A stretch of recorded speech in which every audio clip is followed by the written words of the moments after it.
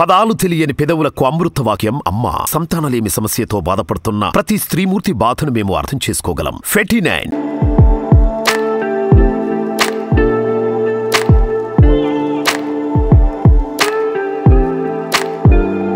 ఏపీలో రాజకీయాలు రసవత్తరంగా మారాయి. ముఖ్యంగా వైఎస్ కుటుంబంలోనే ఇద్దరు వ్యక్తులు రెండు పార్టీలకు ప్రాతినిధ్యం వహించడం విశేషంగా మారింది. వైఎస్ జగన్ కాంగ్రెస్ పార్టీ నుంచి బయటకు వచ్చి వైఎస్ఆర్ కాంగ్రెస్ పార్టీని స్థాపించి సీఎం అవగా, చెల్లెలు షర్మిల ఇప్పుడు అదే కాంగ్రెస్ పార్టీలో చేరబోతున్నారు. షర్మిలను పార్టీలో చేర్చుకోవడం ద్వారా గతంలో తమకు దూరమైన ఓటు బ్యాంకును తిరిగి పొందడంతో పాటు అటు జగన్కు సైతం చెక్కు పెట్టవచ్చనే భావనలో కాంగ్రెస్ అధిష్టానం ఉంది. షర్మిలకు ఏపీపీసీసీ బాధ్యతలు ఇస్తారనే ప్రచారం జరుగుతోంది. ఇదే గనక జరిగితే జగన్కు కొన్ని ఇబ్బందులు తప్పవు.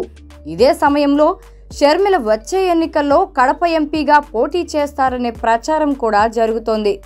ఆమె ఖచ్చితంగా కడప పార్లమెంటు నుంచే బరిలోకి దిగుతారని అనుచరులు చెబుతున్నారు. కడప పార్లమెంట్ స్థానం వైఎస్ ఫ్యామిలీకి కంచుకోట.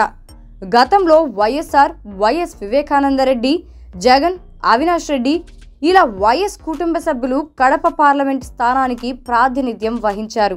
వైఎస్ అవినాష్ రెడ్డి ప్రస్తుతం కడప ఎంపీగా ఉన్నారు. ఆయన్ను వచ్చే ఎన్నికల్లో ఎమ్మెల్యేగా పోటీ చేయించాలని జగన్ చూస్తున్నారు. వచ్చే ఎన్నికల్లో వైసీపీ తరపున కడప ఎంపీగా ఎవరు పోటీ చేస్తారనే దానిపై క్లారిటీ రాలేదు.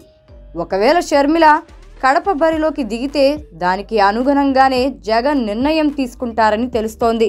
షర్మిలను ధీటుగా ఎదుర్కొనకపోతే అది మొదటికే మోసం వస్తుందని, అందుకే బలమైన అభ్యర్థిని ఆమెపై దించుతారని టాక్ అధికార పార్టీలో నడుస్తోంది. నిజంగానే షర్మిల కడప బరిలో ఉంటే ఆమెపై వైఎస్ భారతిని సైతం పోటీకి దించడానికి జగన్ సిద్ధంగా ఉన్నారని సమాచారం.